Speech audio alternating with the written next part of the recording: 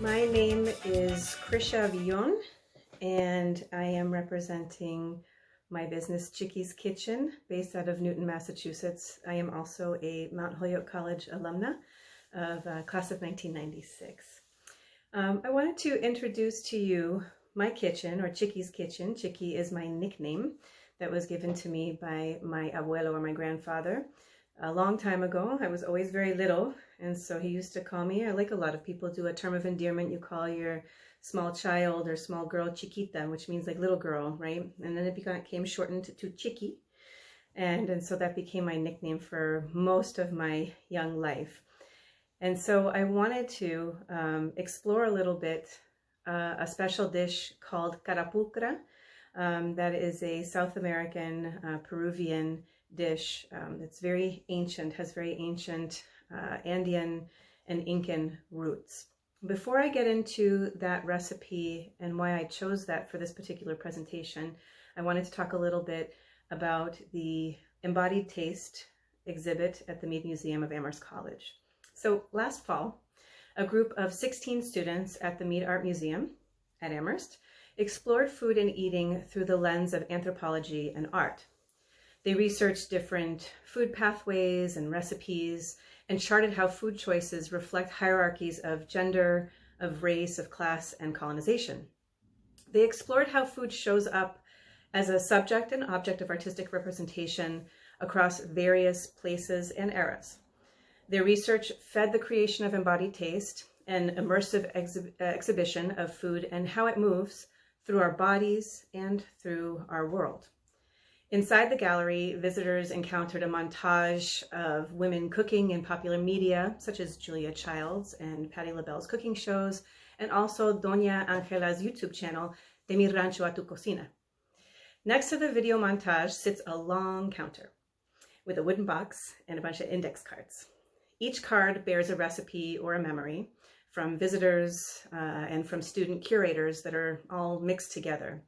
This resulting exhibition, called Embodied Taste, reminds us of the creative agency of those of us who cook for our families, and this essential and powerful and often underappreciated labor of care and love, I would say. You can experience a virtual tour of Embodied Taste online at amherst.edu/Mead, M-E-A-D. The Mead is pleased to partner with me, with Chicky's Kitchen, to present this cooking demo to help bring the sounds, smells, and flavors of Embodied Taste into your kitchen. Carapulcra is an ancient Andean dish that has been prepared for centuries, possibly a millennia, by both Quechua and Aymara peoples of South America. The original term for this dish in Quechua is Carapulcra, which means a stew or a soup made with hot stones. And so traditionally you would have a clay pot, you would put the stones in a fire, get them really hot, put them in the bottom of the pot, throw your water and your veggies in there and get it up to a nice rolling boil in order to tenderize all of those vegetables and or meat that you might be putting in there. Now, Carapulcra usually uses meat. Today I'm going to be preparing a vegan one and using quinoa as the protein instead of using meat. One of the really fascinating things about this dish that gives it a very particular texture, which unfortunately I was not able to find in order to do this demo today, is papa seca. Now, papa seca, which means dried potatoes, is a product that was created out of necessity, right? You have potatoes which are indigenous to South America. They only have so far fresh, so far as a shelf life before they start to develop mold or they get eyes and they start sprouting. And so people found a variety of different ways in South America to preserve these potatoes for a longer period of time. You have chuño, which is another freeze-dried potato that can last years. And you also have papa seca. And what they do is they take the potato and they chip it into little pieces and dry that, and it ends up looking really gorgeous. Almost has the color of, if you've ever seen a piece of resin that violinists used for their bow, it looks like little pieces of resin. It becomes this beautiful dark golden yellow color. And you would take that product and you would rehydrate it overnight in order to create this stew. I don't have that, but I will show you pictures of what that product looks like. So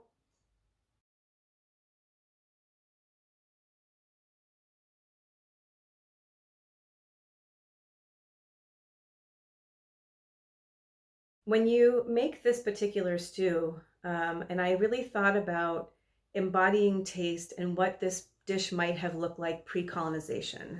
Today, usually chicken and or pork are the star proteins of this dish, but of course both of those animals were brought with colonizers. You know, especially the pig is prolific in a lot of Peruvian cooking and grilling and things. And I don't really eat a lot of pork. And so I thought, what else could I do to make this dish and give it a nice protein, keep going with that delicious texture, that wonderful texture. And I did some research recently. I actually just finished my master's degree at BU, and I was studying quinoa as a dish. And one of my participants in my research mentioned that her mother used to make carapulcra with quinoa and meat. And so I thought, what would this look like if pig and chickens were never introduced? And so I imagine, historically speaking, most likely this dish was made with alpaca or llama meat. But again, today I'll be foregoing any kind of animal protein and using quinoa as the protein itself. So what's really satisfying about making this dish, give it the proper kind of flavor, if someone's looking for something that has that porky kind of flavor into it, I thought, well, usually it's the smokiness. And the same participant mentioned to me that in order to bring out that beautiful deepened flavor, what you want to do is take that papa seca before you have rehydrated it and toast it in a dry pan, give it some color and some flavor, as well as take your raw peanuts, if you can find raw peanuts, and toast those as well, and then grind that. And those two elements paired with the ají panca, which is a smoky chili pepper, those things will give a deepened flavor to this dish. And so I loved the idea of keeping this vegan and thinking about how we didn't consume as much meat, historically speaking, either. And I thought this is a beautiful way to express indigeneity in this dish and pre-colonization in this dish, is to just take out the meat and just use grains and seeds and chili peppers and potatoes, all these things that would be indigenous to Peru and to Native America. So so that is what I'm going to be preparing for you today. So carapulcra, vegan, right? No meat. I'm going to be using yet another indigenous product, quinoa from South America, in addition to the peanut, to the potato, and to the chili peppers that I'll be using. So 2 types of chili peppers. So I hope you enjoy this presentation of this dish. For me, as I have explored my own Peruvian identity and my Quechua identity, it's been really important for me to find products that express that indigeneity pre-colonization. And it doesn't mean that I don't eat other things as well, and it doesn't mean that this doesn't also taste delicious with meat, but I really wanted to consider what this looked like or could have looked like before. And so that, also, sometimes people put other things in here that might have, you know, like the juice from the meat or other things like that to flavor it. All of this is vegan. So I'm using the water from the boiled potatoes that I'm making in order to give this a very porridge-like consistency. So I hope you enjoy, and please feel free to always be in touch. I will also leave a link to this recipe on my website in this video so that you can access it later and also see the pictures with step-by-step instructions. Thanks. So here I want to walk you through a few of our ingredients that we will be using today to make our dish, which is a vegan carapulcra, and I will talk more about each of these things. We are in the midst of COVID-19, so unfortunately there was one ingredient that I was not able to procure, and that is papa seca. I do have photographs of that, and I will show you what that looks like later. But what we have here, the main star of this show, would have been papa seca. So we're going to be using regular full fresh potatoes and quinoa. So these are the 2 stars of the show. The flavor and spice element comes from the mirasol chili, which is a dried ají amarillo. There's a little bit of clove. I'm going to roast. I already roasted some peanuts and ground them up to use as another flavor in this. Onion, garlic, ají panca, another chili pepper. In place of ají mirasol, I also wanted to give you the option of finding paste, that is ají amarillo paste. And then we have, this is my ground, my roasted peanuts that I already ground up in advance, which will be used to also flavor the dish. And then we have cumin, salt, and pepper. You can use oregano if you want to add another type of herb to this dish. I'm going to forego that today. When you boil the potatoes, you're going to save that potato water so that you can use that as the broth to then make the quinoa as well. And it's more of like a porridge, this dish. So you want it to have a nice soft and smooth and a little bit liquidy consistency. One of the mistakes that people make sometimes is just cooking quinoa right out of the bag. And you do want to wash it several times and strain it, because these plants in nature, they have ways of protecting themselves. And so these little seeds from the quinoa plant, they have saponin on them, which is a bitter flavor, as you may know and have noticed if you've ever eaten quinoa before. And it's there to protect the seeds from birds. They have a bitter flavor, the birds won't eat them. So we want to wash those off. And the way that I was taught to do it is I fill the bowl up of quinoa, and I have 2 cups of quinoa here, which is per the recipe I've shared. And you want to literally scrub your quinoa a little bit in the water, and you want to wash that. And you know, like anything that tastes good, it takes a little time. There's a little bit of work involved in getting this prepared for eating. But as you notice, as I'm rubbing this and I'm squeezing it and I'm getting all that stuff, you notice the water's getting a little bit milky. So we want to wash this 3-4 times, and then we're going to boil it, but give it more water than is necessary, because we're going to actually toss that first boil. We're going to toss that water off and then add more water and then cook it to tenderness. So we're going to do a lot of washing of this because we want to make sure that we're really getting those saponins off of the quinoa. Okay, folks, so this is after the 3rd wash, and you can see perhaps that the water is clearer, but it's still a little foggy. So I'm going to go ahead and clean this one more time. Now and then I'll do the boil, and I'll show you how to do that. But I want to say that sometimes, you know, doing these kinds of things seems like a lot of work. But one of the things that I do when I'm doing this, and I will share a link in this video so that you can actually see the way that quinoa is harvested and how much work goes into harvesting these seeds. Any seeds, especially the ones that are this tiny, takes a lot of work to get all the little rocks out of it and little sticks and other things that might have gotten into a very organic and ancient way of harvesting. Not everybody harvests exactly the same way, but the ancient way is everything is done by hand. And most of it still is done by hand, no matter who's growing it. But you want to, what I do to pass the time when I'm doing this, and you want to put all the love in your food. I was taught that you can't make food when you're angry, or else that feeling, that sentiment, or that sadness will get into the food as you're making it. If you ever saw the movie Like Water for Chocolate, you might remember how that goes. But this, when I'm doing it, I literally rub, and I thank the people who grew it. I thank Mother Earth for creating a protection for these seeds so that the birds don't eat them. I thank the birds for not eating them, and for other pests to not ruin these crops so that we might be able to enjoy this delicious food. And so those are literally the ways that I pass the time when I'm cleaning these. All right, look at that. That water's still pretty murky. So I'm going to strain this one more time. And I'm just using a little colander right here. And I'm going to take most of that water out. If there's a little bit left behind, that's okay. And then I pop that back in. And I'm going to go ahead and give this one more bath, and then we're going to throw it on the stove. Okay, so what I have now is the quinoa on here with extra water. When that comes up to a boil, I'm going to strain that water off again. And then it's about, I'm going to let that go probably about 5 minutes or so after the first boil goes. Let that go into a rolling boil. And then I'm going to strain that water off. I also have back here, while I was washing the quinoa, I had my potatoes already going.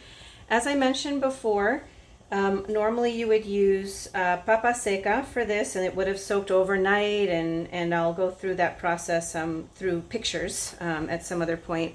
And we will see what that looks like. I actually have photographs of the before and after the soaking, and you would boil them the same way until they're tender, and we're going to reserve that water to finish cooking off the quinoa and to make more of a porridgey texture in its finish.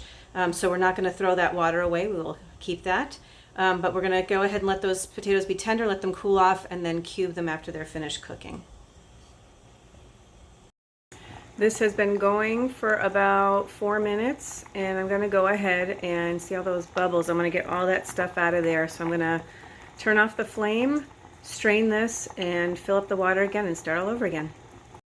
I've now got my second batch of water in there with the quinoa. I'm going to bring this up to a boil and then cover it and bring the flame down to a simmer and let that cook for about 20 minutes. Now, I was taught that you should never add salt to your quinoa while it's cooking as you can with rice, because it will not cook properly all the way through. I have always followed that fast rule. So once you are done cooking this, if there's any leftover water, you're gonna strain that, and you're gonna have all of your components cooked. These potatoes are almost done back here, so I'm gonna take those off the flame soon and let those cool off, and I'll have all of my components to then put everything back together in the end. It has been 18 minutes since the boil started, the second boil, and the simmering, and you can see how beautiful and fluffy that quinoa looks. Again, this was 2 cups, so we've got about probably 3.5, close to 4 cups that we're going to be using to make this vegan carapulcra. And just as a reminder, I have my potatoes over here that I boiled before. They're still cooling a little bit. I'm going to cube that up, but in nice bite-sized chunks, not little tiny cubes. I have my ground roasted peanut. I have my salt and pepper. I have my, I used a pilon or a mortar and pestle to pound the garlic. So that's garlic right there in the spoon. I have my diced onion, my ají panca, my ají amarillo. I have my cumin. I have a couple cloves, and that little green right there, that is known as Indian oregano, and I'm going to use that. I'm going to crumble that up into little pieces in my hand and go ahead and sprinkle that in once we start making our porridge or our stew. Alrighty, so we're going to start by building some of the aromatics in this dish. So I have my pot on a medium high heat, and I'm going to add about, let's see, 2 tablespoons of olive oil. And we're going to begin by sauteing the onions until they're translucent. Now you can use a half of a medium size or even large onion, or you can use, I used an entire small onion because it was very tiny. So I'm going to go ahead and saute that. And once these become translucent, I'm going to add my chili pepper pastes, my which is the ají panca, the ají amarillo. I'm using ají amarillo instead of the ají mirasol, but you take ají mirasol, chop it up, add some hot water to it, and pound it until you make it into a paste with the garlic too. Makes it easier.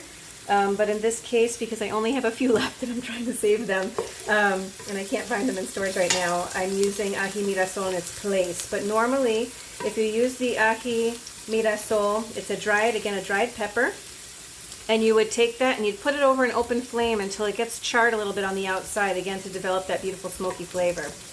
Ají mirasol has and I use usually 2 to 3 of them in this dish.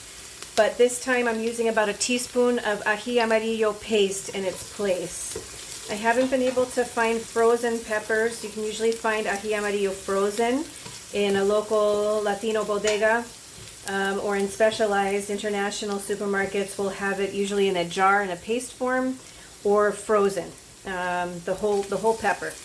And depending on how spicy you want something to be, you can either leave the veins and the seeds in there, or take them out before you chop them up and pound them down to make into a paste. But obviously everything blends really nicely if you can get it down into a paste. One of the things I'd like to mention while this is sauteing is that you want to serve this dish with other accompaniments. Traditionally in Peru, we would serve this with some boiled yuca, which is just boiled in a little bit of salted water, and rice. So that is what I'm going to make for you today as well. I've got some yuca boiling on the stove right now as well. All right, so that's getting there. I'm going to bring the heat down just a smidge because it's starting. I don't want these to brown. Though, because I did not char the mirasol pepper, having this a little bit caramelized will again deepen the flavor, so I don't mind if it gets a little bit brown. All right. So I'm going to go ahead now and add the garlic paste and chili pepper pastes.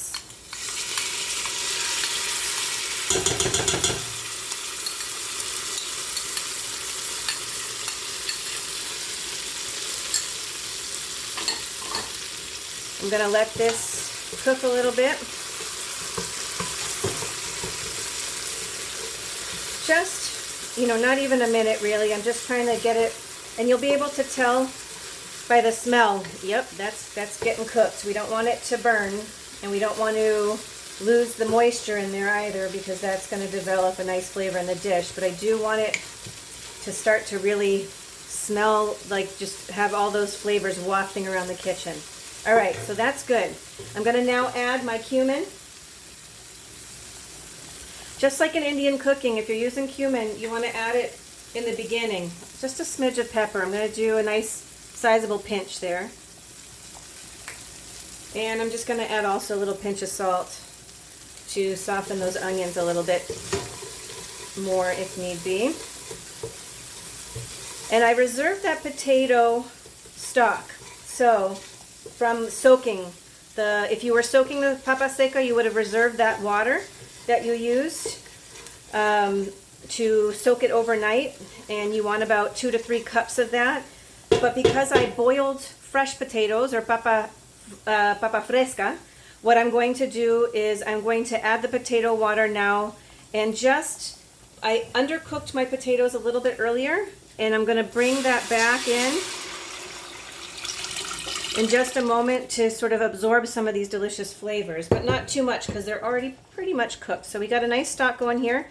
I'm going to now add the peanut butter. So this is about maybe 3/4 of a cup or a little bit less of ground roasted peanuts that I roasted myself, and I'm just going to go ahead and get that in there, and this is going to be a nice thickening agent as well as delivering a punch of flavor.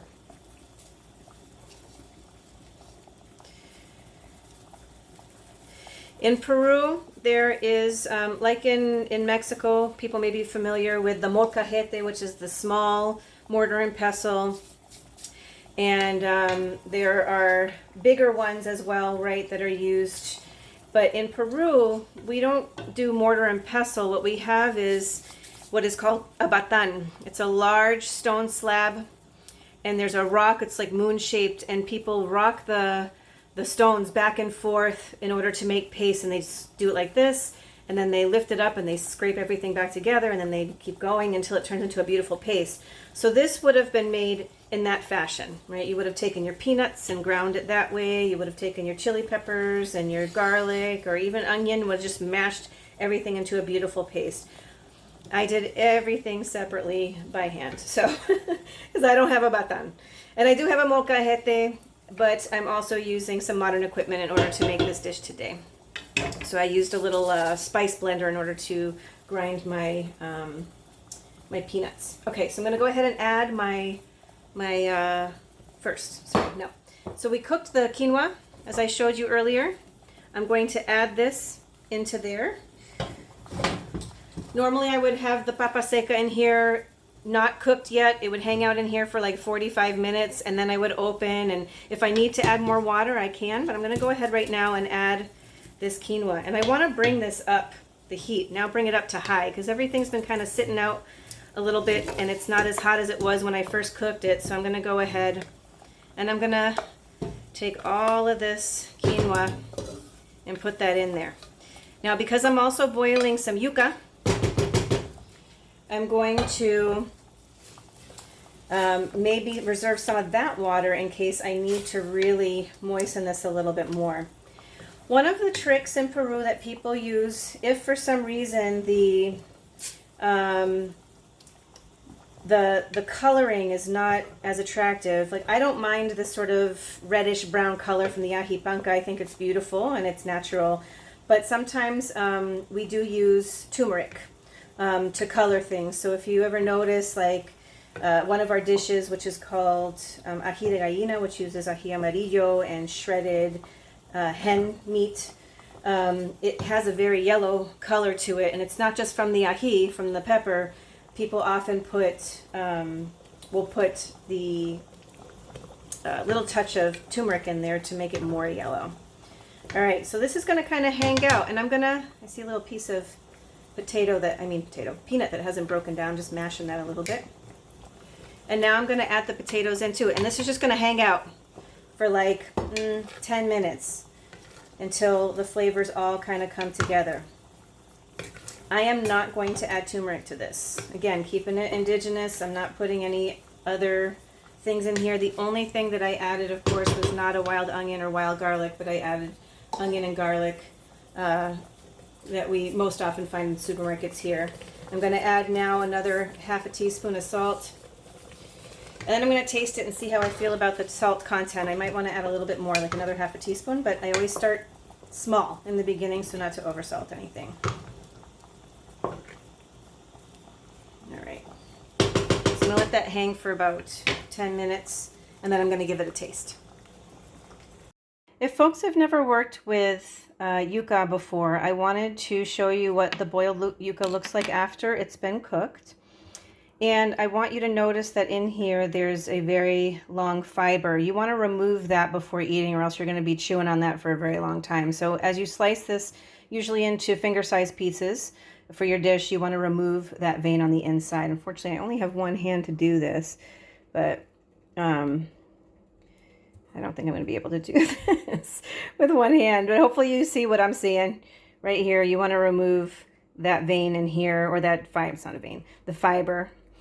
Through the middle, and make sure that doesn't end up on your plate. Okay, I found an easier piece to show you here so you can see that whole vein. We want to take that whole fiber out and remove that and put that in our compost, or just eat the little bits of meat off of it anyways, and then go for it. Just toss that fiber away. But then now you have a nice clean piece, and you're just going to cut it into finger-sized pieces. For a little bit of added texture and a little bit of flavor and smokiness, I'm going to go ahead and with a dry pan just toast these piña nuts to be able to decorate the top of the dish when I'm done.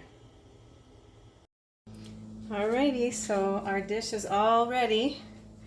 I have here 3 little small sweet potatoes and my 3 pieces of yuca, and I'm going to go ahead, and this should have a nice thick porridge-like consistency.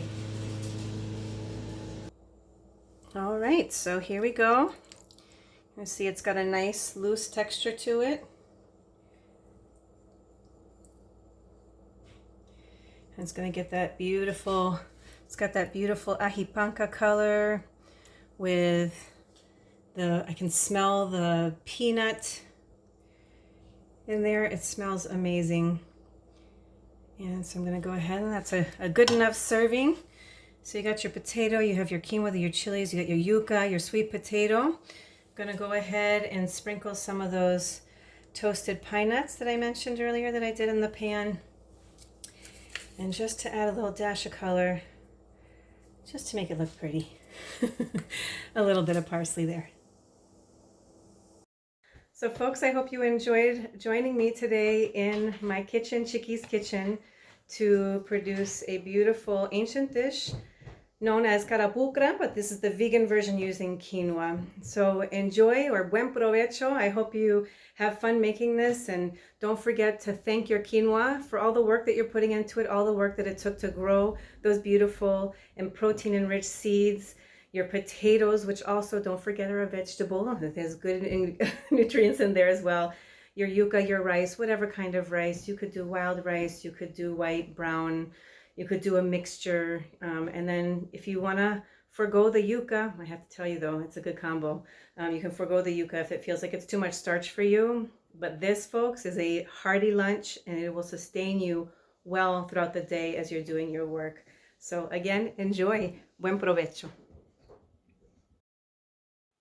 I would like to thank again Amherst College and Mead Museum of Amherst College for inviting me to participate as an extension to the Embodied Taste exhibit.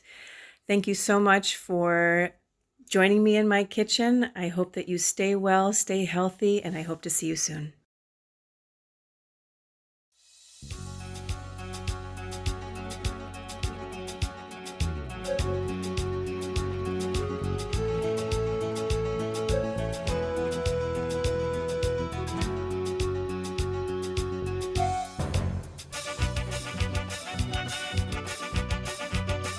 Para todas las chicas lindas, en especial para mi corazoncito.